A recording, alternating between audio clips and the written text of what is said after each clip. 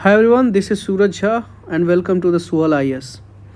संधान 2.0 में आप सभी का बहुत बहुत स्वागत है। आज हमारा रिवीजन लेक्चर्स में केमिस्ट्री का फाउंडेशन का दूसरा लेक्चर है और इसके बाद एक लेक्चर और आएगा जिसमें हम कंप्लीट करवा देंगे फाउंडेशन। ठीक है, तो 5 लेक्चर्स मैंने आपको फिजिक्स फाउंडेशन में दी थी, 2 लेक्चर हमने आपको फिजिक्स घटना चक्र में दी थी एंड नेक्स्ट आपको केमिस्ट्री के फाउंडेशन में 3 लेक्चर्स में कंप्लीट करवाऊंगा और इसके घटना चक्र जब होगा तो मैं बताऊंगा कितने लेक्चर्स में कंप्लीट करवाऊंगा। ठीक है, तो कल हम लोग कहाँ तक पढ़े थे एक बार देख लें उसको। कुछ याद है आप लोगों को कहाँ तक पढ़े थे? 4 टॉपिक तक पढ़े थे ना। हाँ, चलो 5वां टॉपिक पढ़ाते हैं। ठीक है, एक बच्चे का मैसेज आया था कि सर थोड़ा बहुत एक डाउट था उनका, तो मैं वो थोड़ा आप लोगों को क्लियर कर देता हूँ कुछ चीज़ें। जैसे रुको जरा एक सेकेंड, इलेक्ट्रो पॉजिटिव एलिमेंट के बारे में थोड़ा सा देखो। ये इलेक्ट्रो पॉजिटिव एलिमेंट मेटल होते हैं, मोस्टली मेटल्स ही होते हैं। पहली बात तो आपको याद रखना है, इलेक्ट्रो पॉजिटिव मेटल्स का मतलब देखो, जो भी इलेक्ट्रॉन को एक तरह से लूज करेगा ना तो उस पर पॉजिटिव चार्ज आते हैं, क्योंकि उसने दान दिया ना। दान देने वाले क्या होते हैं? धनी होते हैं, तो उन पे पॉजिटिव चार्ज चढ़ते हैं। तो समझिए कि an element that readily loses electrons to form a positive ion, उसको जैसे केटायन, ठीक है, उसको बोलते हैं इलेक्ट्रो पॉजिटिव एलिमेंट। समझ में आया? और अगर ये आसानी से मतलब डोनेट कर रहा है, मतलब ठीक है, इलेक्ट्रॉन को, तो इसका मतलब इसकी आयनाइजेशन एनर्जी क्या होगी? कल बताया था, इसकी आयनाइजेशन एनर्जी डाउन होगी, मतलब कम होगी। ठीक है, मेटल है तो मेटल जब भी ऑक्सीजन के साथ रिएक्ट करता है ना तो मेटालिक ऑक्साइड बनाता है, पढ़ाया था। और मेटालिक ऑक्साइड का नेचर क्या होता है? बेसिक नेचर होता है। जैसे MgO बोलूँ या Al2O3 बोलूँ, तो ये क्या है? मेटल है। Al, Mg भी मेटल है, इसका ये ऑक्साइड है, इसका भी ऑक्साइड है। तो इसका नेचर पूछेगा तो आपको क्या बोलोगे? ये बेसिक है। क्यों? मेटल का ऑक्साइड क्या होता है? बेसिक होता है। क्यों होता है? Due to the low ionization energy और बीइंग अ इलेक्ट्रोपॉजिटिव। ठीक है, चलो ये समझ में आ गया आप लोगों को। अच्छा, एक चीज़ और अगर आपको समझाना है, सीजियम के बारे में आपने सुना होगा, इसको CS बोलते हैं, सीजियम। ये मोस्ट इलेक्ट्रोपॉजिटिव एलिमेंट है, ये आपको याद रखना है। Caesium is the most electropositive element. ठीक है, और इसके जस्ट पास में अगर कहीं सीजियम ना रहे तो just it is followed by francium. ठीक है, लेकिन फ्रांसियम क्या है ना, रेडियो एक्टिव है नेचर में, तो थोड़ा रेयर होता है। सीजियम याद रखिए, अगर इनके सीजियम ऑप्शन में नहीं है तो फ्रांसियम होगा। ठीक है, अच्छा, अब एक बात समझिए, we have 18 groups in modern periodic table. ठीक है, और 7 पीरियड है ना, समझिएगा। तो डाउन द ग्रुप में ना, जब आप नीचे जाओगे, डाउन द ग्रुप, ऊपर से नीचे, ठीक है, समझ रहे हो? देखो क्या है, 18 क्या, 18 ग्रुप, ये 1 2 3 4 5 ऐसे करके 18। तो जब आप ऊपर से नीचे जाओगे ना, डाउन द ग्रुप, तो इलेक्ट्रो पॉजिटिविटी क्या होता है? बढ़ता है। समझ रहे हो? ये चीज़ याद रखिएगा, इलेक्ट्रो पॉजिटिविटी बढ़ता है। और अगर आप मान के चलो अक्रॉस द पीरियड जाओगे तो यहाँ पे डिक्रीज होगा, एक इंक्रीज है तो एक डिक्रीज है, बस इतना आप याद रख लो। That is more than enough for the electropositive concept. ठीक है, एंड नेक्स्ट वी हैव, मैंने आपको बता दिया सीजियम फ्रांसियम के बारे में। अब मैं आपको बताऊंगा इलेक्ट्रोनेगेटिव के बारे में, इलेक्ट्रोनेगेटिव एलिमेंट्स। समझो, अभी थोड़ा देर पहले इलेक्ट्रो पॉजिटिव में क्या बताया था कि भाई जो भी एलिमेंट है अगर वो आसानी से इलेक्ट्रॉन को डोनेट कर रहा है तो वो इलेक्ट्रो पॉजिटिव एलिमेंट है ना। तो इलेक्ट्रोनेगेटिव उसका उल्टा होगा, ये क्या करेगा? इलेक्ट्रॉन को अट्रैक्ट करने का काम करेगा। समझ में आ रहा है? और इलेक्ट्रॉन को अट्रैक्ट करने का मतलब क्या होता है? High ionization power, high ionization power. तो सबसे ज़्यादा किसकी होती है? फ्लोरीन की होती है। किसकी ज़्यादा होती है? Fluorine is the most electropositive element, क्योंकि अट्रैक्ट करेगा ना फ्लोरीन बहुत ज़्यादा। ठीक है, और यहाँ भी एक क्रॉस द ग्रुप में अगर देखोगे तो जस्ट उल्टा है। अभी ग्रुप में डिक्रीज़ करेगा और पीरियड में अगर आप ऐसे जाओगे तो इंक्रीज़ करेगा। बस इससे ज़्यादा आपको याद नहीं रखनी है, ये चीज़ आपको समझनी पड़ेगी, ठीक है। अब एक लास्ट कॉन्सेप्ट जो मैं आपको बताना चाहता हूँ वो है इलेक्ट्रॉन एफिनिटी। एफिनिटी इसको बोलते हैं EA, ठीक है। क्वेश्चन कभी कभी पूछता है, ऐसी बात नहीं है। देखो एफिनिटी है, समझो, मतलब बेसिकली एक तरह का कितना एनर्जी रिलीज होगा जब कभी भी कोई भी इलेक्ट्रॉन किसी एलिमेंट में ऐड ऑन होगा, मतलब द अमाउंट ऑफ एनर्जी जो भी रिलीज होगा when an electron is added to a neutral gaseous atom, ठीक है। और जब ऐड होगा इलेक्ट्रॉन तो कौन सा आयन उसमें होगा, निगेटिव आयन होगा, to form a negative ion. जैसे मान के चलो कोई भी एलिमेंट है X, अब इसमें हमें क्या देना है, एक इलेक्ट्रॉन को ऐड करना है, तो लो ऐड कर दी। और जैसे ऐड कर दी तो इसका मतलब क्या है, इसने इलेक्ट्रॉन एक्सेप्ट किया है तो पॉजिटिव चार्ज तो ऊपर नहीं चढ़ेगा, निगेटिव चार्ज चढ़ेगा। अब प्लस एनर्जी यहाँ जनरेट होगा। तो kind of this is an exothermic reactions, ठीक है। और जो एनर्जी यही रिलीज हुआ ना, द अमाउंट ऑफ एनर्जी, ये जो एनर्जी रिलीज हुआ ना जिसके वजह से इसको इस एलिमेंट में ये इलेक्ट्रॉन को हमको ऐड करना पड़ा, इसी को बोलते हैं electron affinity. So in short we can say that the amount of energy which is released when the electron is added to a neutral gaseous atom, इसी को क्या बोलते हैं, to form a negative ion, इसी को बोलते हैं electron affinity. बस इतना याद रखो।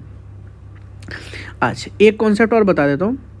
अब मान के चलो अगर एनर्जी रिलीज हो रहा है, समझो अगर मान के चलो एनर्जी रिलीज हो रहा है तो इसका मतलब क्या हुआ कि जो इलेक्ट्रॉन एफिनिटी है वो पॉजिटिव है, और अगर एनर्जी मान के चलो एब्जॉर्ब हो गई तो इलेक्ट्रॉन एफिनिटी क्या है, निगेटिव है। समझ में आया, ये चीज़ याद रखिएगा। समझ में आया कि नहीं आया, चलो याद रख लेना इसको। नेक्स्ट वी हैव, अब 5वां नंबर पढ़ाएं। देखो है चीज़ें कम लेकिन समझाता ज़्यादा हूँ ना, तो इसके लिए समय लगता है। एक बार समझ लोगे ना तो हर बार लेक्चर को इतने समय नहीं देख पाओगे, थोड़ा 2x में फिर कर लोगे, अगली बार 2.5x में कर लोगे तो समय कम लगेगा, लेकिन पहली बार थोड़ा अच्छे से सुन लो, समझ लो चीज़ों को, तो ठीक है।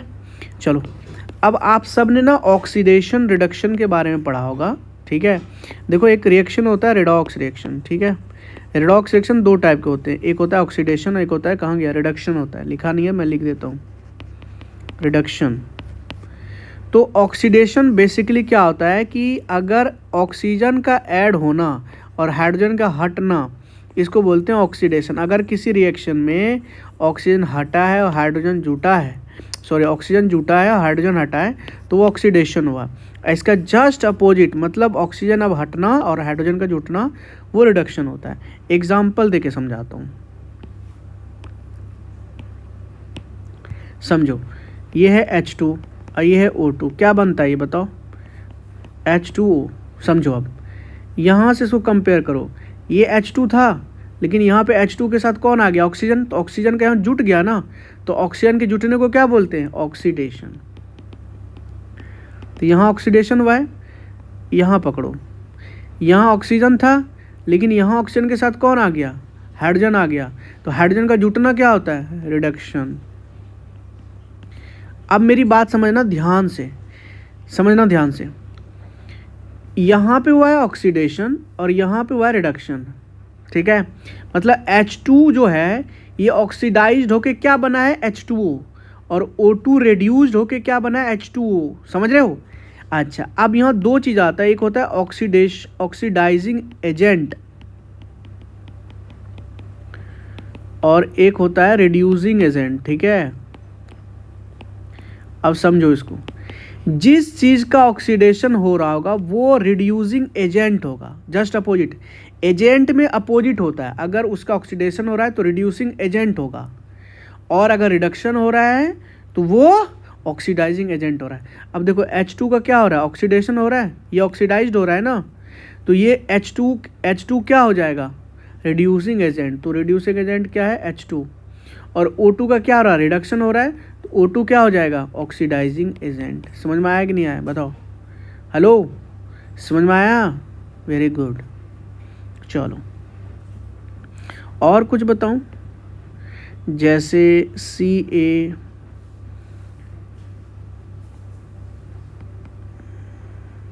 O प्लस CO2, एग्जाम्पल दे रहा हूँ यार, क्या बना CaCO3, ठीक है। नहीं ऐसे नहीं लिख सकते, ऐसे ले लो यार, BaCl2 प्लस BaSO4 लेते हैं, I am so sorry guys, HCl, एक एसिड और एक बेस, ये है क्या, बेस है, सॉल्ट है, sorry I am so sorry, ये एसिड है, तो ये क्या बनेगा BaCl2 और H2SO4। अब समझो यार कि यहाँ पे H और यहाँ पे H को देखोगे ना, तो यहाँ पे ऑक्सीजन का जुटना हो गया, 4 ऑक्सीजन यहाँ जुटे हैं, इसका यहाँ पे क्या हो गया है, ऑक्सीडेशन, तो मतलब ये रिड्यूसिंग एजेंट की तरह काम किया है एक तरह से। और भी कोई रिएक्शन ले लो और उसको आप आराम से देख लो, जैसे NaOH है या HCl है, क्या बनेगा, NaCl प्लस H2O बनेगा। तो यहाँ क्लोरीन को पकड़ो और यहाँ क्लोरीन को पकड़ो, क्लोरीन के साथ यहाँ हाइड्रोजन था, यहाँ हाइड्रोजन हट गया, तो इसका मतलब क्या हुआ, ऑक्सीडेशन हुआ, ऑक्सीडेशन हुआ, तो इसका मतलब HCl क्या हुआ, रिड्यूसिंग एजेंट हुआ, समझ रहे हो। तो ये कॉन्सेप्ट है, इसको याद रखो। अब जब आप बड़े क्लास में जाते हो ना, तो वहाँ पे क्या होता है, ऑक्सीडेशन होता है अगर इलेक्ट्रॉन जुट रहा है, इलेक्ट्रॉन का एडिशन को ही बोलते हैं ऑक्सीडेशन, याद रखना, एडिशन ऑफ इलेक्ट्रोनेगेटिव एलिमेंट, है ना, एडिशन ऑफ इलेक्ट्रोनेगेटिव, अभी जस्ट इलेक्ट्रोनेगेटिव का कॉन्सेप्ट पढ़ा चुका हूँ ना, एडिशन ऑफ इलेक्ट्रोनेगेटिव एलिमेंट या ग्रुप, उसी को बोलते हैं ऑक्सीडेशन, समझ में आ रहा है। और रिमूवर ऑफ इलेक्ट्रोपॉजिटिव एलिमेंट, उसको बोलते हैं वो ऑक्सीडेशन।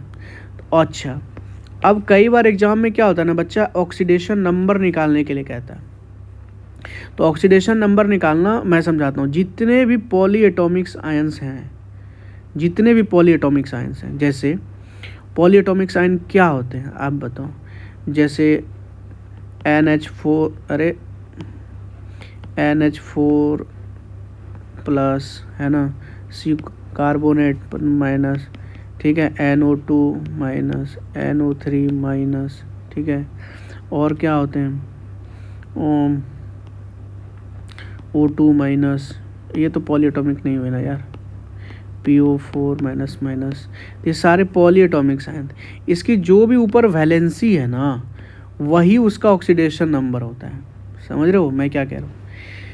इस जो आयंस है ना, आयंस है उसकी वैलेंसी, अगर मान के चलो कोई X एलिमेंट है, समझना ऐसे लिख के देते, और यहाँ पे ना 2 माइनस दे रहे थे, इसका मतलब इसकी वैलेंसी कितनी हो गई, इसकी वैलेंसी हो गई माइनस का 2, अगर यहाँ पे 2 प्लस देते तो इसकी वैलेंसी कितनी हो गई, प्लस का 2। अब मान के चलो इसका पूछेगा आपको ऑक्सीडेशन नंबर, तो ऑक्सीडेशन नंबर वही होता है जो उसकी वैलेंसी होती है, या उसकी जो नंबर ऑफ आयंस होते हैं। इसमें कितने आयंस हैं, 2 आयंस हैं, नो मैटर वो नेगेटिव है पॉजिटिव है, ऑक्सीडेशन नंबर इसका भी 2 और इसका भी 2, ठीक है। अच्छा, अब मान के चलो कोई फ्री एलिमेंट है, फ्री एलिमेंट क्या है कि उसके अंदर कोई वैलेंस इलेक्ट्रॉन, खाली इलेक्ट्रॉन है नहीं, जैसे O2 हो गया, N2 हो गया, H2 हो गया, है ना, ये फ्री है, तो इसमें कोई आयंस वायंस है नहीं, तो इसलिए ऑक्सीडेशन नंबर इसका 0 होता है, याद रखिएगा। जितने भी है ना फ्री, जैसे Mg is not a free ion, है ना, ऑक्सीजन इज़ नॉट अ, सिर्फ ऑक्सीजन बोल दूँ तो नॉट ए फ्री आयन, क्यों, क्योंकि इसके 8 नंबर पे आते हैं ना, ऑक्सीजन एटॉमिक नंबर इसका 8 होता है, तो इसकी कन्फिग्रेशन करोगे, समझाया था 2 और 6, तो अब ये देखो लास्ट वाला जो है 6 है ना, अब ये ना तो इसको 8 ऑक्टेट बनाने के लिए 8 बनाना पड़ेगा, तो इसको 2 एलिमेंट और चाहिए, तो मतलब ये अभी ऑक्टेट नहीं है, तो ये फ्री स्टेट में तो है नहीं, तो इसकी 2 और चाहिए ना वैलेंसी, तो यहाँ इसलिए इसकी ऑक्सीडेशन नंबर -2 होती है।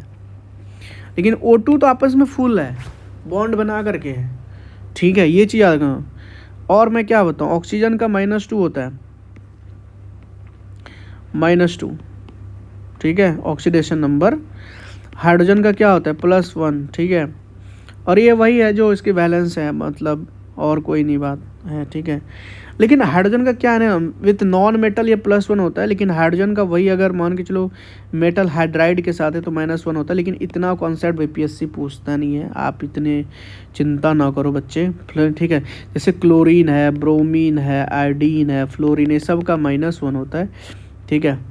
और एल्काली मेटल जितने हैं जैसे Na है, सोडियम वोडियम वगैरह सब है, ठीक है ना। उसके बाद 11 2 8, फिर 19 पे कौन है, पोटेशियम हो गया। ये सब की जिसकी वैलेंसी 1 होती है ना, इस सब की 1 होती है, मतलब ऑक्सीडेशन नंबर। और एल्काली अर्थ मेटल जैसे Mg हो गया, C हो गया, ये सब की वैलेंसी -2 होती है ना, तो इसका ऑक्सीडेशन नंबर -2 के आसपास।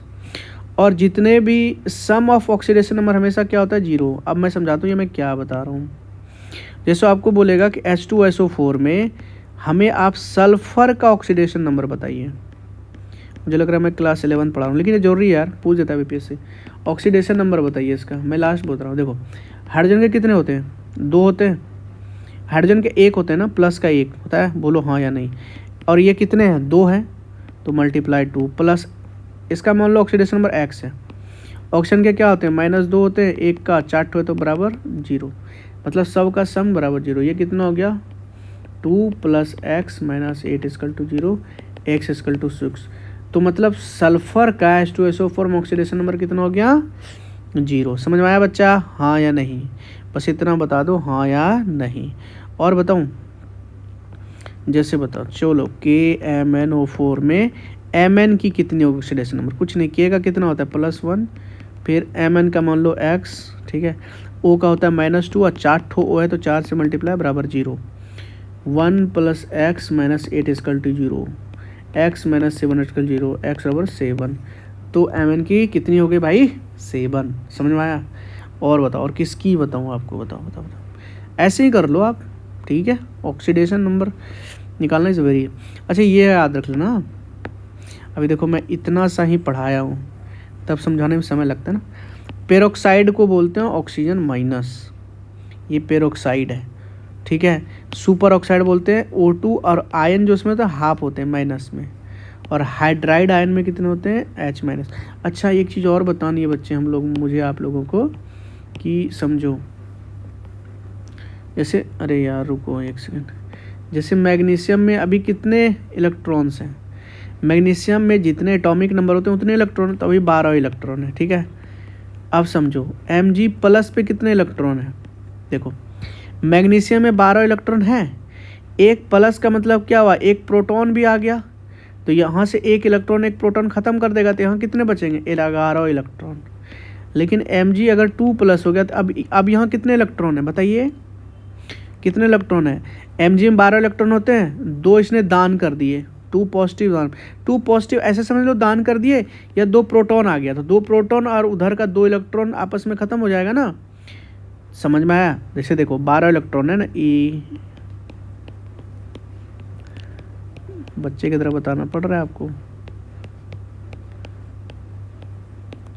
अब 2 प्रोटॉन और आ गया, तो ये और ये कैंसिल हो जाएगा ना। अब देखो कितना बचा, 10, तो यहाँ पे 10 इलेक्ट्रॉन ही है।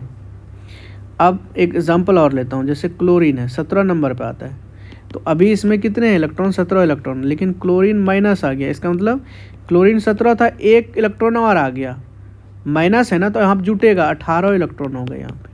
लेकिन यही यहाँ प्लस हो जाता मान के चलो, तो कितने हो जाएंगे, 16 हो जाएंगे। समझ में आया बच्चा, नहीं आया, हेलो। चलो, cations are form by the, ये सच बात है, अगर इलेक्ट्रॉन को लॉस करेंगे, मतलब डोनेट कर रहे हैं, लॉस का मतलब क्या होता है, डोनेट, जब डोनेट करेंगे तो पॉजिटिव चार्ज चढ़ेगा, तो पॉजिटिव चार्ज चढ़ने का मतलब हुआ केटायन, ठीक है, just opposite anion. Solution of slate lime that is this white washing के लिए होता है, ये मैं बताता हूँ कैसे। देखो एक होता है क्विक लाइम, ठीक है, जिसको बोलते हैं CaO को बोलते हैं क्विक लाइम, ठीक है, जो आप खरीद के लाते हो, है ना, इसको लाइम स्टोन भी बोलते हैं यार। अब इसमें आप ना पानी मिलाते हो, ठीक है, वाइट वॉशिंग करने के लिए आप ये खरीद के लाते हो ना, इसमें पानी मिलाते हो तो क्या बनता है, CaOH होल 2, मतलब क्विक लाइम में अगर वाटर ऐड किया तो स्लेक्ड लाइम बना, और यहाँ पे ना हीट रिलीज होता है तो दैट इज कॉल्ड एक्सोथर्मिक। और उसके बाद 2-3 दिन जब ये वाइट वॉशिंग रह जाती है ना, तो आपस में आसपास में CO2 प्रेजेंट है, आपको पता है भाई, तो इसके साथ रिएक्शन करा के क्या बना लेता है, CaCO3 प्लस थोड़ा सा वाटर निकल जाता है, तो इसी को बोलते हैं मार्बल, या इसी को बोलते हैं कैल्शियम कार्बोनेट। ठीक है, समझ में आ रहा है, समझ में आया कि नहीं? तो इसलिए हम लोग क्या कहते हैं ना, solution of slaked lime. Solution of slaked lime क्या मतलब, CaO प्लस H2O, यही बना ना स्लेक्ड लाइम। तो इसी का यूज़ किया जाता है वाइट वॉशिंग में। ठीक है, हेलो, समझ में आ रहा है? बोलो हाँ या नहीं, समझ में आ रहा है बताया करो यार। ठीक है, चलो एक हमने आपका ख़त्म करवा दिया ये। अब देखो समझो इसको, कीटायन, एनायन, ठीक है, ये सब मैंने आपको अभी जस्ट बता दिया। अब मैं आपको क्या पढ़ाने वाला हूँ बताओ बच्चे, 6ठा नंबर टॉपिक। कौन नंबर टॉपिक? 6ठा।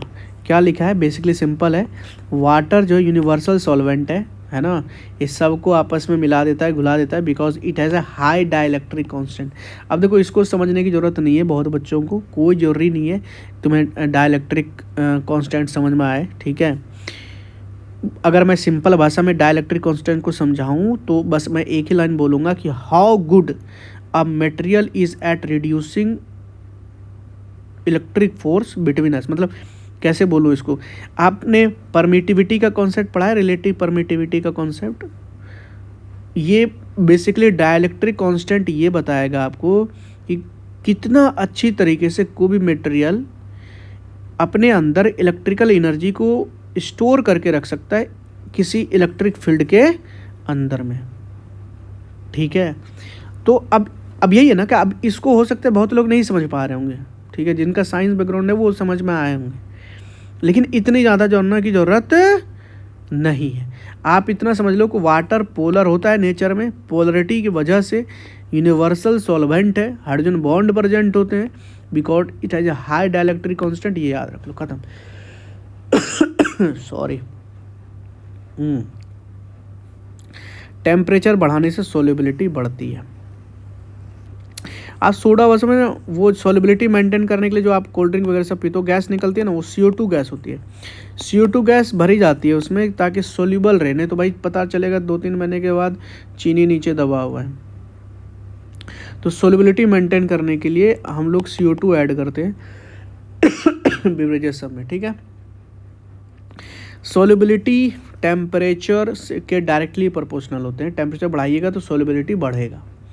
ठीक है, तो सोल्युबिलिटी किस किस चीज़ों पे डिपेंड करते हैं भाई, वो चीज़ है क्या, उस पर भी तो डिपेंड करेगा ना भाई। फिर टेम्परेचर पे भी डिपेंड करता है, फिर प्रेशर पे भी डिपेंड करता है।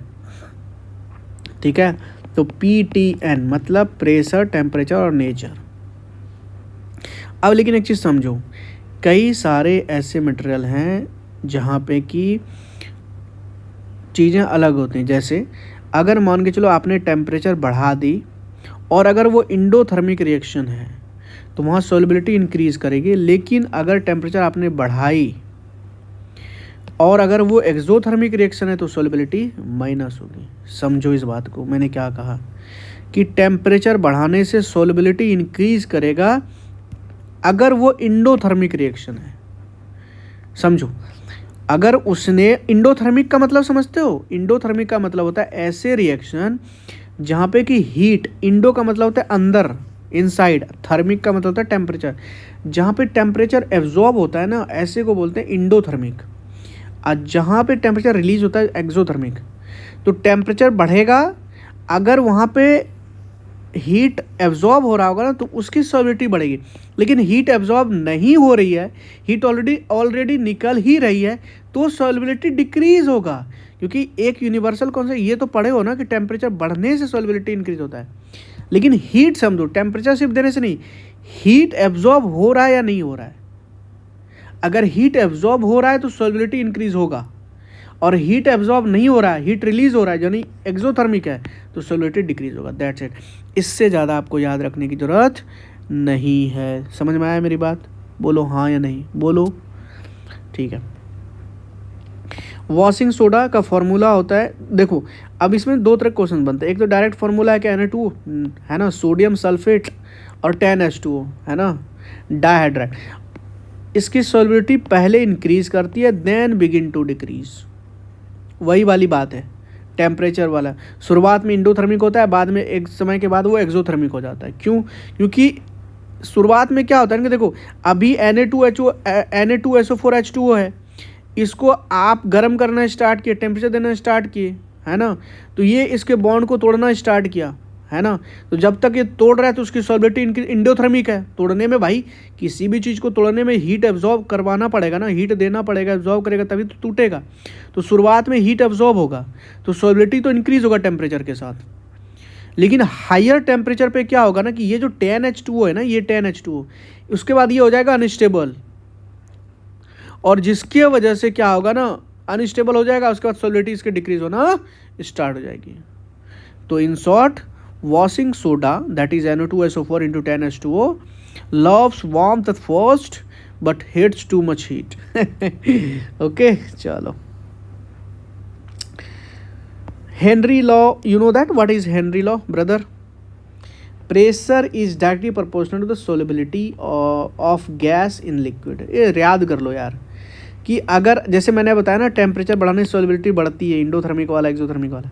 अब याद रखो प्रेशर बढ़ाने से भी सॉल्युबिलिटी बढ़ेगी, प्रेशर में तो होती है, ये चीज़ आपको याद रखना ही पड़ेगा। ठीक है, बोलो याद रखोगे? हेलो, प्रेशर बढ़ाने से solubility of the gas in liquid बढ़ती है और घटाने से घटती है। ऑस्मोसिस और डिफ्यूजन में अंतर समझ लो यार। देखो कुछ नहीं है, पार्टिकल्स का यानी सॉल्यूट, दो चीज़ होता है ना, एक सॉल्यूट होता है एक सॉल्वेंट होता है। जो ज़्यादा मात्रा में है वो सॉल्यूट, जो कम मात्रा में वो सॉल्वेंट। जैसे आपने रसना बनाना स्टार्ट किया तो रसना में पानी होगा 1 गिलास और थोड़ा सा रसना होगा, तो जो थोड़ा सा होगा वो सॉल्यूट हो गया, अब पानी ज़्यादा हो गया तो वो सॉल्वेंट हो गया, दोनों को मिला दोगे सॉल्यूशन बनेगा। समझ रहे हो? अब सॉल्यूशन होमोजीनियस हेट्रोजीनियस हो सकता है, that is a different thing all together. समझ रहे हो? तो ऑस्मोसिस में क्या होता है कि सॉल्यूट का ट्रांसफ़र होता है ना। अब वो सॉल्यूट का जो ट्रांसफ़र होगा ना वो लो टू हाई कंसंट्रेशन होगा, है ना। Flow of material from low concentration region to high concentration region, ठीक है, तो इसको बोलते हैं ऑस्मोसिस। और ऑसिस में ओनली फ्लो सॉल्वेंट ही सिर्फ फ्लो करता है और कुछ फ्लो नहीं करता। आपने वो देखा होगा ना रिवर्स ऑस्मोसिस वगैरह सब, सॉल्वेंट कौन था? पानी, तो पानी ही फ्लो करता है। ऐसा नहीं कि उसमें जो कंटामिनेंट्स हैं है ना, मेटल्स हैं, वो सब फ्लो करने का वो रुक जाते हैं, पानी अंदर जाता है और वो लो टू हाई जाता है, ये चीज़ याद रखेगा। लेकिन डिफ्यूज़न के केस में हाई टू लो जाता है, high concentration region to low concentration region. बहुत बच्चों की यहाँ कन्फ्यूज़न होती है, लेकिन याद रखें। और डिफ्यूज़न में ऐसा कुछ नहीं होता कि सिर्फ सॉल्वेंट जाता है, डिफ्यूज़न में दोनों मूव करता है भाई, दोनों के दोनों, ठीक है, ये चीज़ याद रखेगा। खत्म हो गया ये। नेक्स्ट वी हैव, एक पता है ना, मैं आपको बताया था ना 1 नैनोमीटर में 10⁻9 मीटर होते हैं, बताया था आपको, हाँ या नहीं? ठीक है, तो इसको 1 नैनोमीटर मान लो और इसको माइक्रोमीटर मान लो, ठीक है, बताया था। तो 1 नैनोमीटर से अगर कम है पार्टिकल्स का साइज समझ लो, तो साइज समझ लो, तो वो ट्रू सॉल्यूशन होगा। ट्रू सॉल्यूशन में पार्टिकल का साइज 1 नैनोमीटर से कम होता है, यानी 10⁻9 मीटर से कम होगा। और 10⁻⁻6 से माइक्रोमीटर से अगर ज़्यादा हो गया तो वो हेट्रोजीनियस होगा, तब वो मिक्स नहीं होगा। और इन दोनों को बीच है तो वो कोलोइडल सॉल्यूशन बनाएंगे। कोलोइडल सॉल्यूशन बेसिकली क्या होता है, अभी कोलोइडल सॉल्यूशन में बताऊँ कि अगर इसके थ्रू से आपने लाइट को गुजारना है तो रे का जो पाथ होगा ना वो विजिबल हो जाएगा। अभी मैं बताऊँगा इसके बारे में, ठीक है बच्चा? हेलो, तो ट्रू सॉल्यूशन का एग्जांपल दे पाओगे जो अच्छे से मिल जाए, घुल जाए? सॉल्ट को पानी में घुला दो, हो गया salt in water, true solution. या sugar in water, true solution. देखो ऐसे देयर इज़ नो, मतलब ट्रू व्रू कुछ नहीं होता है सब।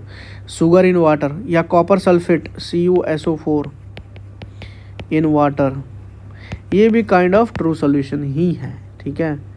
चलो, मतलब पार्टिकल जो होते हैं वो इनविजिबल होंगे, invisible even under microscope. Microscope लगा के भी देखोगे ना तो पार्टिकल्स दिखेंगे नहीं ट्रू सॉल्यूशन में, ठीक है। और ट्रू सॉल्यूशन कभी भी लाइट को स्कैटर नहीं करेगा, यहाँ पे आपका कोई टिंडल इफेक्ट शो नहीं होगा। टिंडल इफेक्ट समझ रहे हो ना, कि पाथ जो होगा ना लाइट का वो विजिबल होनी चाहिए, वो ऐसा कुछ होगा नहीं यहाँ पे, ठीक है। हाँ, और पार्टिकल्स जो होंगे वो भी सेटल डाउन नहीं होगा, घुल गया तो घुल गया, अब है वो कोई नहीं, थोड़ी देर रोक दोगे तो नीचे बैठ जाएंगे, ऐसा नहीं, ट्रू सोल्यूशन में ऐसा नहीं होता, ठीक है बच्चा। चलो, कोलोइडल सॉल्यूशन जैसे मिल्क है, गम है, ब्लड है, इंक है, ये सब के सब कोलोइडल सॉल्यूशन बनाएंगे, ठीक है। हेलो, समझ में आया? और भी बहुत सारे हैं यार, जैसे एग्जांपल मैं आपको दूं, है ना, बटर हो गया, जेली हो गया, मडी वाटर, ये सब के सब जो है ना आपके कोलोइडल सॉल्यूशन होंगे। और टाइप्स, बहुत सारे टाइप्स पढ़े होंगे आपने, फॉर्म पढ़ा होगा, एरोसोल पढ़ा होगा, है ना, इमल्सन पढ़ा होगा, जेल पढ़ा होगा, सॉल पढ़ा होगा, ये बहुत सारे जैसे सॉल समझ लो, सॉल्स होता है सॉलिड इन लिक्विड, है ना, सॉलिड सॉल्यूट होगा, लिक्विड क्या होगा, सॉल्वेंट। अब सॉलिड इन लिक्विड का एग्जांपल दे सकते हो, सॉलिड हो जाएगा लिक्विड के अंदर, मैंने क्या बोला, तो इसमें पेंट्स होगा या मडी वाटर हो गया, तो मडी में क्या होता है, मिट्टी सॉलिड है, वाटर में चला गया तो यानी ये हो गया सॉलिड इन लिक्विड का example. Rubber gloves by the process of electroplating, rubber gloves by the process, electroplating करेंगे, रबर ग्लोविंग्स का होता है, ये समझ लो, इसको छोड़ दो। स्मोक है ना, smoke is an example of aerosol, fog example of aerosol, ठीक है, ये चीज़ याद रखना। स्मोक क्या होता है, सॉलिड इन गैस, फॉग क्या होता है, लिक्विड इन गैस, समझ में आया मैंने क्या कहा, लिक्विड इन गैस, तो ये एरोसोल हो गया और ये भी एरोसोल हो गया, दोनों के दोनों एरोसोल है, दोनों के गैस में होंगे, एक सॉलिड होगा गैस में और एक फॉग, समझ में आया कि नहीं है। ऑटोमोबाइल का एग्जॉस्ट वो भी सॉलिड इन गैस ही है। अब एक होता है ब्रोनियन मूवमेंट, कुछ नहीं है यार, पार्टिकल्स, इसमें क्या होता है, एक रैंडम जिगजैग मोशन होता है, लिखा भी होगा, zigzag continuous movement of colloidal particles, है ना, समझ रहे हो। ऐसा क्यों होता है, कांस्टेंट कोलिजन की वजह से होता है, एक पार्टिकल दूसरे पार्टिकल्स को हमेशा टकराते ही रहते हैं, तो जब टकराते ही रहेंगे तो उसमें जो मूवमेंट होगी पार्टिकल्स वो जिगजैग पाथ में, कहीं एक जगह नहीं होगी, अस्थिर नहीं होगी, तो इसके वजह से क्या होगा, चूँकि कंटिन्यूअस कोलिजन हो रहा है ना, तो कोलॉइडल सॉल्यूशन मतलब काइंड ऑफ नीचे सस्पेंड होने में ज़्यादा दिक्कत हो, कि है ना, मतलब वो नीचे बैठ नहीं पाएंगे, वो सस्पेंडेड ही रहेंगे, सेटल डाउन नहीं हो पाएंगे, है ना, तो सेटल डाउन होने में ये चीज़ें प्रिवेंट करता है, ये चीज़ आपको याद रखनी है। चलो, टिंडल वही वाला, due to the scattering of light, जैसे एक छोटा सा रूम देखे होंगे, एक बड़ा रूम है, यहाँ कुछ छेदा है, या फिर मान के चलो यहाँ पे कुछ है, जैसे वेंटिलेटर में बहुत सारे डिजाइंस बने होते हैं ना, तो वहाँ से ना सनलाइट सुबह आती है ना, तो ऐसे रे देखेंगे पाथ विजुअल रूम के अंदर घुस रही हैं, या फॉरेस्ट के कैनोपी से ना ऐसे रे बहुत सारे निकल रहे हैं, तो वो सब क्या है, वो टिंडल इफेक्ट है, पाथ ऑफ रे विजिबल। या फिर आप देखे होंगे कि रात में क्या होता है, धूल वूल की जगह में जो हेडलाइट होती है वो हेडलाइट जल देते हैं ना, हेडलाइट की दिखती हैं, ठीक है, और आपको वो सब दिख, that is Tyndall effect, due to the light वहाँ पे स्कैटर होता है। स्कैटरिंग क्या होता है, किसी चीज़ टकराए सब डायरेक्शन मूव करना, type kind of scattering of light. समझ में आया कि नहीं है, बोलो हाँ या नहीं, इतना समझ में आया। अब समझो कोगुलेशन क्या होता है, दो वर्ड है ना, इलेक्ट्रोफोरेसिस और कोगुलेशन। देखो बेसिक सिंपल है,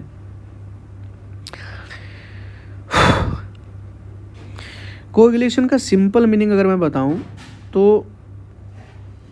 वो जो कोलॉइडल पार्टिकल्स था ना, जो अभी सस्पेंडेड था, बताया था ब्रोनियन मूवमेंट, जो सस्पेंडेड था, अगर वो सस्पेंडेड पार्टिकल सेटल हो गया नीचे, मतलब settling of the colloidal particles to form a precipitate, इसी को बोलते हैं कोगुलेशन, या इसको फ्लोकुलेशन भी बोलते हैं, इतना याद रखने की जरूरत नहीं है ना। अब ऐसा क्यों होता है तो वो मैं बता देता हूँ। देखो क्या होता है कि जो भी कोलॉइडल पार्टिकल्स है ना, उसके पास ना इलेक्ट्रिक चार्ज होती है, ठीक है। अब वो पॉजिटिव चार्ज भी हो सकती है और नेगेटिव चार्ज भी हो सकती है। तो जब पॉजिटिव चार्ज नेगेटिव चार्ज दोनों टाइप के चार्ज हैं, तो अपोजिट चार्ज जब आपस में ऐड होते हैं ना, मिलते हैं ना, तो एक दूसरे को आपस में न्यूट्रलाइज कर देते हैं, पॉजिटिव नेगेटिव कट के ख़त्म हो गया। और एक बार जैसे न्यूट्रलाइज हो गया ना, तो पार्टिकल्स आपस में क्या हो जाते हैं, particles they combine and they settle down, समझ में आया। और जिनके यही कोगुलेशन के वजह से आप देखे होंगे ना कि अगर मड वाटर है, पढ़ाया था ना मड वाटर को हमें साफ करना तो क्या कुछ मत करो, एलम डाल दो, बताया था आपको कि adding alum to the muddy water तो उसको क्या होगा, वो साफ़ सुथरा हो जाएगा। आज जो कर्ड बनता है मिल्क से, ये कोगुलेशन के हेल्प से ही बनता है भाई, है ना। ब्लड क्लॉटिंग होती है यही कोगुलेशन के वजह से ही होती है। नेचुरल कोगुलेशन क्या है, नेचुरल कोगुलेशन यही है, ब्लड क्लॉटिंग है, याद रखना है इसको, ठीक है। चलो नेक्स्ट, अब है इलेक्ट्रोफोरेसिस। अच्छा कोगुलेशन को ना फ्लोकुलेशन भी बोलते हैं ना, ये चीज़ याद रखना। इलेक्ट्रोफोरेसिस, इलेक्ट्रोफोरेसिस क्या होता है देखो, अभी जस्ट पता, अब वो जो कोलाइडल पार्टिकल्स हैं इसका जो मूवमेंट है ना अंडर इलेक्ट्रिक फील्ड, इसी को बोलते हैं electrophoresis. Basically it is a movement of the colloidal particles under electric field, तो उस मूवमेंट को ही बोलते हैं इलेक्ट्रोफोरेसिस। समझ में आया। अब वो क्यों होता है तो मैंने ये बता दिया आपको। कोलॉइडल पार्टिकल्स के आपस, कोलॉइडल पार्टिकल के पास चार्ज होते हैं, पॉजिटिव चार्ज है नेगेटिव चार्ज है, तो जब इलेक्ट्रिक फील्ड आप दोगे ना तो आपको भी पता है कि जो पॉजिटिव चार्ज है वो कैथोड की तरफ भागेगा और निगेटिव चार्ज है वो एनोड की तरफ भागेगा कि नहीं भागेगा, तो वो मूवमेंट करना स्टार्ट हो जाएगा, तो वही मूवमेंट को इलेक्ट्रोफोरेसिस बोलते हैं। और इसका यूज़ कहाँ है, कुछ नहीं, इसका यूज़ बहुत जगह है। कोलॉइड को प्योरीफिकेशन में आप उसके प्योरीफिकेशन में ऐड कर सकते हो, है ना। अब बायोटेक्नोलॉजी वगैरह सब में भी इसका यूज़ होता है, जैसे डीएनए फिंगरप्रिंटिंग लेने में इसका यूज़ होता है, ठीक है। चलो नेक्स्ट, अब देखो मैंने बताया था कि जो भी एसिड बेस के बारे में बेसिक कॉन्सेप्ट तो पता है ना, जो भी सॉल्यूशन के अंदर H+ आयन को रिलीज़ करता है तो वो एसिड होता है, और जो OH- आयन को रिलीज़ करेगा वो बेसिक होता है, ये बढ़ाया था, ठीक है। ये तो बेसिक सबको पता है, H+ आयन रिलीज़ करने वाला एसिड, OH- आयन रिलीज़ करने वाला बेसिक होता है। लेकिन एक कॉन्सेप्ट इसी को बोलते हैं आर्हेनियस थ्योरी, रिमेंबर दिस। और एक होता है लेविस थ्योरी। क्या होता है बच्चा, लेविस थ्योरी। लेविस में क्या, इलेक्ट्रॉन को आपने अगर एक्सेप्ट किया तो वो एसिड, और इलेक्ट्रॉन को आपने डोनेट कर दिया तो वो बेसिक, है ना। बोलो याद रहेगा, अरे क्यों नहीं याद रहेगा, बहुत अच्छे से याद रहेगा आप, ठीक है। चलो, तो acid wants to take electron, ठीक है, मतलब वांट टू एक्सेप्ट इलेक्ट्रॉन, ठीक है। अब कोई भी चीज़, जैसे कि मैं समझाऊं, NH3 है, NH3 क्या होता है, अमोनिया। अगर मान के चलो ये H+ आयन, इसमें H+ आयन को आपने दे दी, मान के चलो यार, तो H+ आयन यहाँ आपने दे दी तो क्या बनेगा, NH3 + H+, क्या बनेगा यार, NH4+। तो H+ यहाँ पे क्या हुआ, एसिड हुआ, और NH3 क्या, डोनर हुआ, इसने इसको दिया, इसने क्या हुआ, एक्सेप्ट किया ना, इसको एक्सेप्ट किया ना, तो H+ क्या हो गया, एसिड हो गया, और NH3 क्या हो गया, बेस हो गया, simple. Gain of electron reduction अभी जस्ट थोड़ी देर पहले बताया था। लॉस ऑफ इलेक्ट्रॉन और गेन ऑफ इलेक्ट्रॉन, तो गेन ऑफ इलेक्ट्रॉन जो होगा वो रिडक्शन होगा, और लॉस ऑफ इलेक्ट्रॉन हो रहा है तो वो ऑक्सीडेशन होगा, ठीक है। चलो, हमने बहुत सारे आपको देखो मैंने यहाँ पे ना 2-3 ही लिखे हैं, एप्पल्स, ग्रेप्स और रैंसिड बटर, कारण कि बहुत बच्चों को ना बहुत ही याद होता है। जैसे अगर किसी को याद नहीं है ना तो मैं भी यहाँ लिख दूंगा, ऐसी बात नहीं है बच्चे कि मैं आपके साथ धोखाबाजी कर रहा हूँ। आप सबको पता है कि लेमन या ऑरेंज है ना, इसमें कौन सी एसिड होती है, सिट्रिक एसिड, सबको पता है ना। नहीं पता है ना, एक बार लिख लीजिए, कोई दिक्कत नहीं। विनेगार है, विनेगार में क्या होती है, विनेगार में कौन सा एसिड होता है, acetic acid, acetic acid, acetic acid, vinegar हो गया एसिटिक एसिड। तीसरा वी हैव कर्ड, कर्ड में क्या होता है, लैक्टिक एसिड, ठीक है।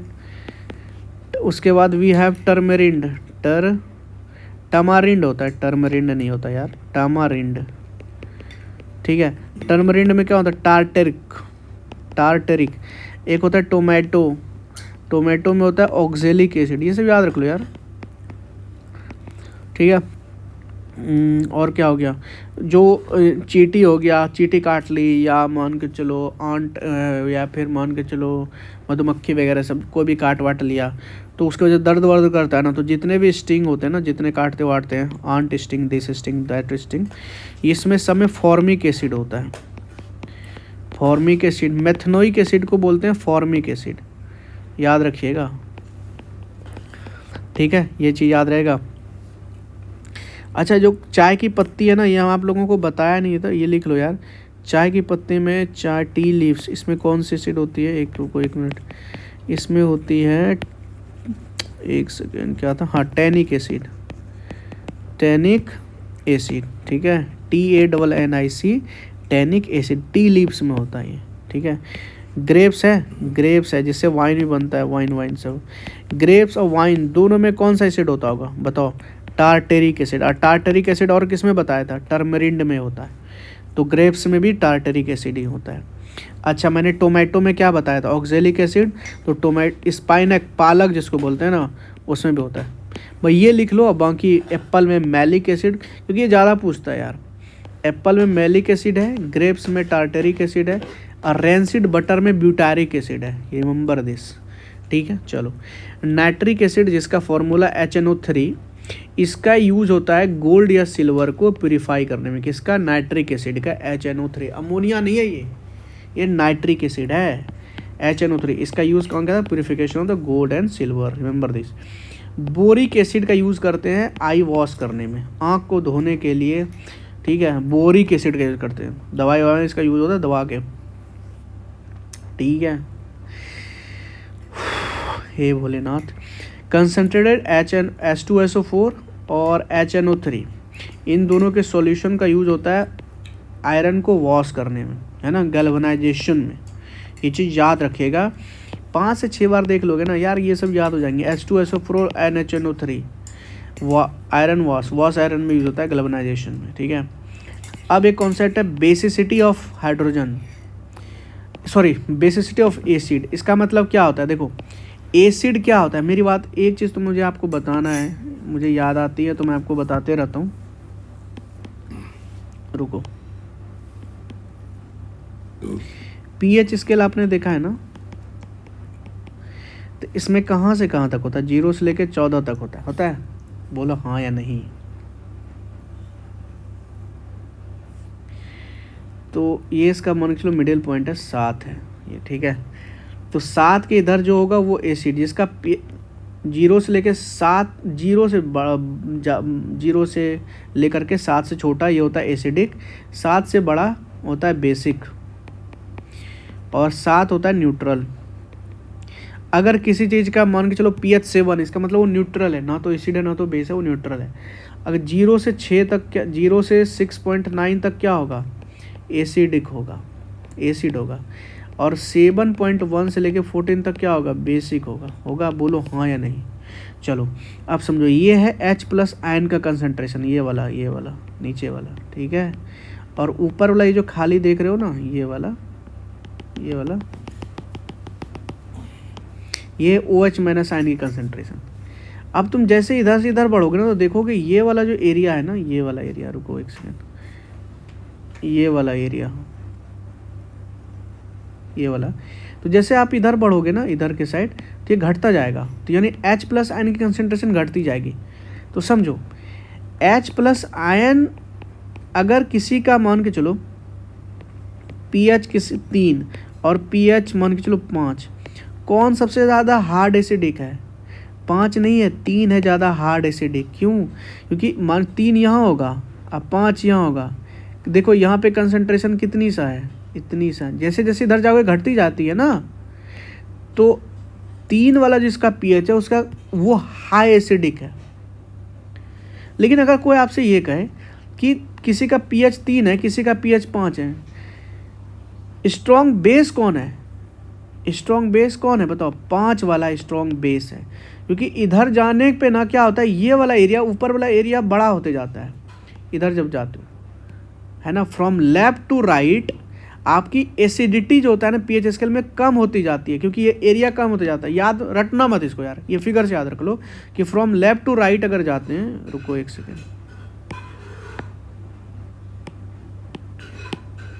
फ्रॉम लेफ्ट टू राइट तो pH H plus ionic concentration घटेगी। H प्लस आयन को ही बोलते हैं एसिड। जब H प्लस आयनिक कंसेंट्रेशन घटेगी तो एसिडिक नेचर घटेगा, लेकिन इधर जाने पे OH बढ़ता है। तो अगर मान के चलो किसी का pH 14 है, किसी का pH मान के चलो 5 है, कौन सा सबसे ज़्यादा बेसिक है? ये सबसे ज़्यादा बेसिक है, ये कम बेसिक है, ठीक है, समझ में आ रहा है। लेकिन किसी की pH मान के चलो 10 है और किसी की pH मान के चलो 13 है, कौन सबसे ज़्यादा बेसिक है? तो ये 13 वाला सबसे ज़्यादा बेसिक है। लेकिन आपसे पूछे कौन सबसे ज़्यादा एसिडिक है, तो ये वाला। pH जितना ज़्यादा कम रहेगा वो उतना ज़्यादा एसिडिक होगा, अब pH जितना ज़्यादा होगा वो उतना ज़्यादा बेसिक होगा। रिमेंबर दिस, आई होप कि क्लियर है। हाँ, अब बेसिसिटी ऑफ एसिड निकालना है तो कुछ मत करो, हाइड्रोजन जितने निकलने होंगे वही उसका बेसिसिटी ऑफ एसिड। जैसे HCl है, इसमें एक हाइड्रोजन है ना, यही निकलेगा तो इसकी बेसिसिटी होगी 1। H2SO4 है, इसकी बेसिसिटी क्या होगी? यहाँ 2 हाइड्रोजन है, 2 हाइड्रोजन निकलेगा तो इसकी बेसिसिटी 2 हो गई। समझ में आ रहा है? तो यही बेसिसिटी हो गई। नंबर ऑफ रिमूवेबल हाइड्रोजन को बोलते हैं basicity of acid. Hydrochloric acid HCl is the strong acid, वही आपके स्टमक में भी होता है। लेदर को ना टैनिंग करने में, उसको सॉफ्ट बनाने में, उसकी क्वालिटी बढ़ाने में ये टैनिंग वैनिंग जो होता है ना HCl का यूज़ करते हैं, ये आपको याद रखना है, ठीक है बच्चा? हाँ या नहीं? HNO3 एक्सप्लोसिव में यूज किया जाता है, TNT है ना। TNT का फॉर्मूला क्या होता है? Try nitrotoluene. और TNB का क्या होता है? Try nitrobenzene. पिक्रिक एसिड, ये सब एक्सप्लोसिव बनाने में काम होता है, TNT, TNB, पिक्रिक एसिड वगैरह सबका। हाँ ठीक है, समझ में आ रहा है। और उसमें HNO3 का यूज़ तो चाहिए ही है, नाइट्रिक एसिड, ठीक है। ये HNO3 क्या है? Nitric acid. और नाइट्रिक एसिड का यूज अभी जस्ट बताया था कि गोल्ड और सिल्वर के प्यूरिफिकेशन में भी यूज होता है। H2SO4 है, एलम, H2SO4 को ही एलम बोलते हैं, ठीक है, याद रखना। प्रॉपर फॉर्मूला एलम बनाने नहीं, एलम नहीं बोलते, मतलब H2SO4 का यूज होता है एलम बनाने में, ठीक है ना। हाइड्रोजन सल्फेट है ना, ये H2SO4। अब फॉर्मूला देखोगे तो ये होता है XAlSO4 होल 2 × 12H2O एलम। इतना नहीं पूछेगा, आपको पूछेगा एलम बनाने में किसकी हेल्प होती है, कंपोनेंट कौन होता है? H2SO4। Explosive TNT, TNB, picric acid बनाने में किसका यूज होता है? HNO3 का। टैनिंग ऑफ लेदर में किसका यूज होता है? HCl का। बस इतना याद रखो। और ये मैंने बता दिया, ये वाला लाइन कि मेटल का ऑक्साइड हमेशा क्या होगा? बेस। या मेटल का हाइड्रोक्साइड क्या हो जाएगा? बेस। सुनाया कि नहीं? सुनाया। एल्काली क्या होता है समझो। एल्काली वैसे बेसेस होते हैं जो सॉल्युबल होते हैं वाटर में, समझे? ऐसे नहीं जितने भी बेस हैं वो एल्काली होते हैं, ठीक है। ये एल्काली ऐसे बेसेस बोलते हैं, ऐसे बेस होंगे जो कि वाटर में सोल्यूबल, वाटर सोल्यूबल बेसिस को ही बोलते हैं एल्काली। जैसे NaOH, KOH। समझ में आ रहा है कि नहीं आ रहा? हाँ जी, तो ये सब एल्काली है। रिमेंबर दिस फैक्ट, ठीक है? हाँ या नहीं बोलो।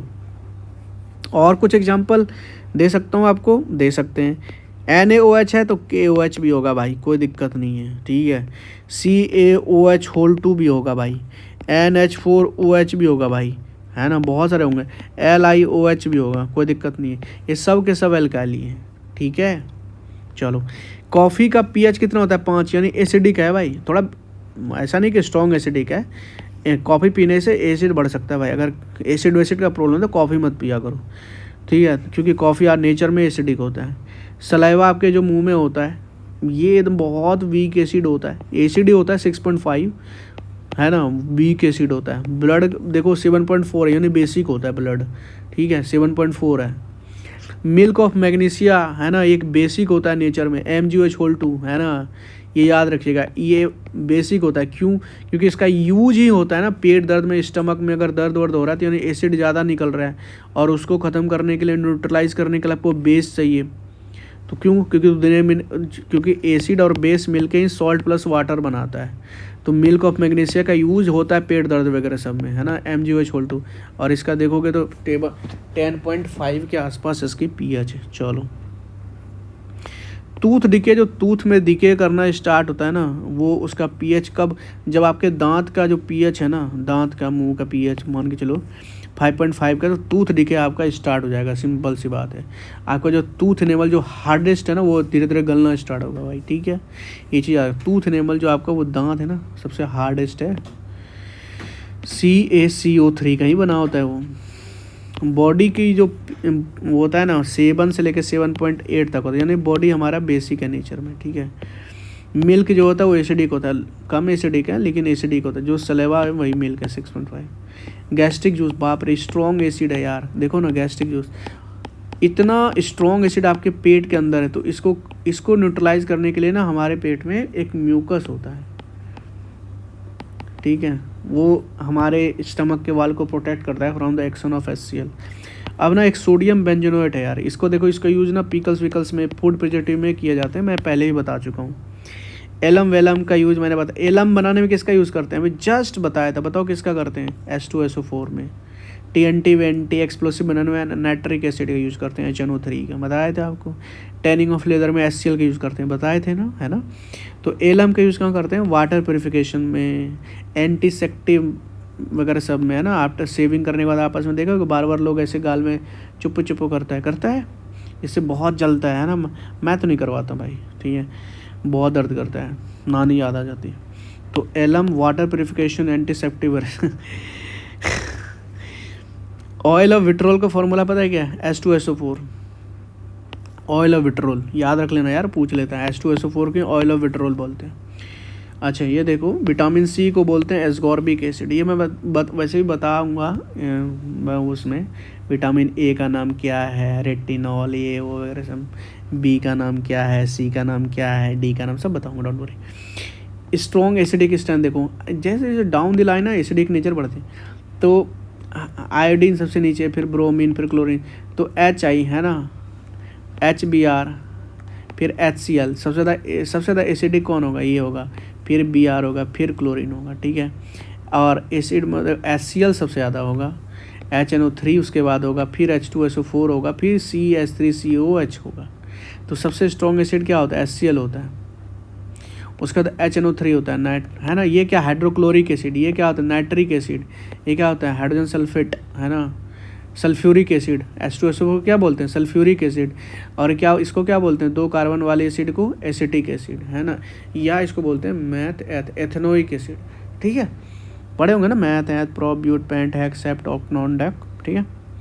चलो, now we have something called, क्या है हमारे पास, बॉयल्स लॉ।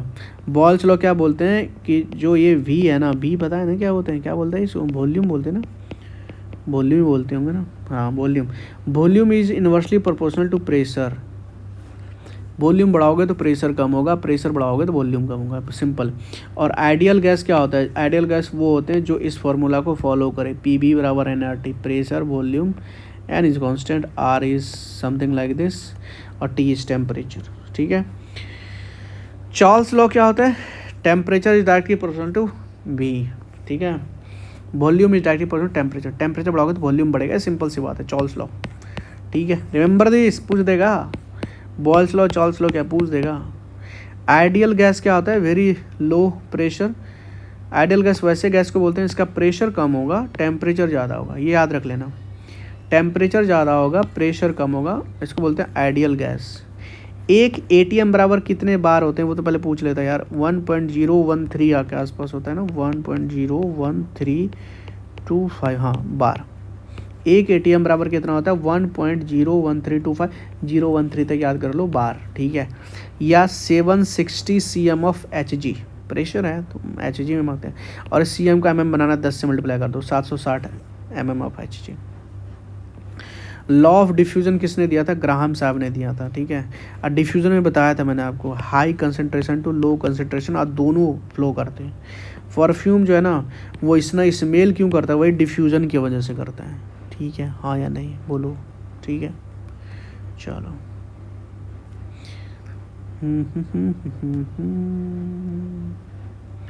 थोड़ा सा और पढ़ा दें। चलो सल्फर जो है ना, सल्फर का यूज वल्कनाइजेशन ऑफ रबड़ में करते हैं। वल्कनाइजेशन समझ में आ रहा है? Hello hello hello hello hello, कुछ नहीं है। It is basically a process of heating raw रबड़, है ना, विद द सल्फर। सल्फर के साथ अगर रबड़ को हीट करना स्टार्ट कर दिए, that is called vulcanization of rubber. इससे क्या होता है, रबड़ की स्ट्रेंथ बढ़ जाएगी, रबड़ की इलास्टिसिटी बढ़ जाएगी, रबड़ की ड्यूरेबिलिटी बढ़ जाएगी। और कितना सल्फर? कुछ नहीं, ज़्यादा नहीं, 3 से 5% सल्फर ले लो यार, ठीक है, समझ में आ रहा है? तो इसको बोलते हैं वल्कनाइजेशन ऑफ रबड़। इसमें सल्फर का यूज करते हैं। आइस फैक्ट्री में अमोनिया का यूज़ करते हैं, HNO3 का, अमोनिया का यूज़ करते हैं। You have to remember this. Rat kill है, चूहा मारने के लिए P4 वाइट का यूज़ करते हैं, फॉस्फेट वाइट का यूज़, वाइट फॉस्फेट का यूज़ करते हैं P4, या जिंक फॉस्फेट का यूज़ करते हैं। Remember this. एलम के लिए भी बताया था, K2SO4 Al2SO4 या 24H2। इतना याद नहीं रख पाओगे यार, तो ये याद रखना एलम में 24 हाइड्रोजन का मॉलिक्यूल है। और एलम का जैसे बताया वाटर प्योरीफायर और लेदर इंडस्ट्री सब में यूज होता है ना। White vitriol, oil of vitriol का फॉर्मूला बताया था ना अभी आपको। ऑयल ऑफ विट्रॉल का फॉर्मूला क्या होता है? H2SO4 बताया था आपको। वाइट विट्रॉल का फॉर्मूला क्या होता है? ZnSO4 × 7H2 होता है। यहाँ दो तरह का है इसका ना, आँखों में जो दवाई ववाई डालते हैं ना, इसका यूज़ होता है।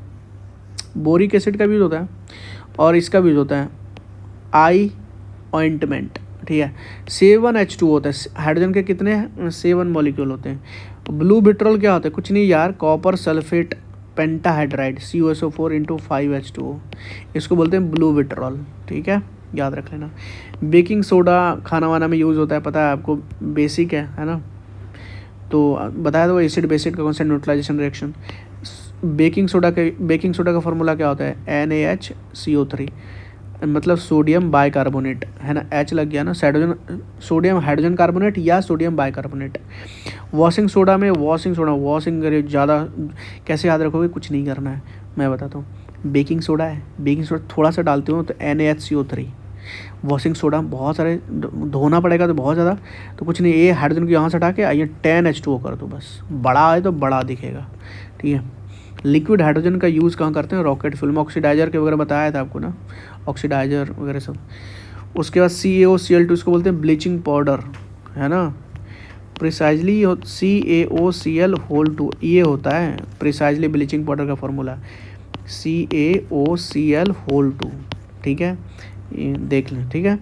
इनका यूज़ होता है ब्लीचिंग पाउडर का पानी वानी साफ़ करने में, इंसेक्टिसाइड्स वगैरह सबको मारने वारने में होता है, ठीक है। एक होता है गोबर सॉल्ट में भी 10 हाइड्राइड्स होते हैं, Na2SO4 × 10H2। Remember this. समझ में आया हाँ या नहीं? और कुछ पढ़ाऊँ? चलो एक सेकेंड, एक टॉपिक और देख लो यार। देखोगे या छोड़ दोगे? छोड़ दो आज। अब हमारे पास कितना टॉपिक बचा है देख लेता हूँ एक बार। एक 13 टॉपिक है, इतना सा 14, एक पेज ये हुआ, 2 पेज और एक 3 पेज। चलो एक काम करता हूँ, ये मैं 3 के तीनों पेज ना आपको नेक्स्ट लेक्चर में, चाहे वो 1.5 घंटे का क्यों ना हो, क्योंकि 3 लेक्चर बोला हूँ, 3 लेक्चर में मैं आपका कंप्लीट करवा दूँगा, ठीक है। आज मैं बहुत कॉन्सेप्ट बताया हूँ आपको, समझ में आया होगा। एक लेक्चर और आएगा जो थोड़ा लंबा होगा, 1.5 घंटे के आसपास होगा, और इंटायर केमिस्ट्री आपका ख़त्म हो जाएगा, बेसिक्स, ठीक है। चलो अपना ध्यान रखिए, आराम कीजिए, पढ़ते रहिए, बने रहिए सुहेल IAS के साथ। We will back with the last lecture of the chemistry. That's all. This is Suraj everyone, signing off. जय हिंद, वंदे मातरम।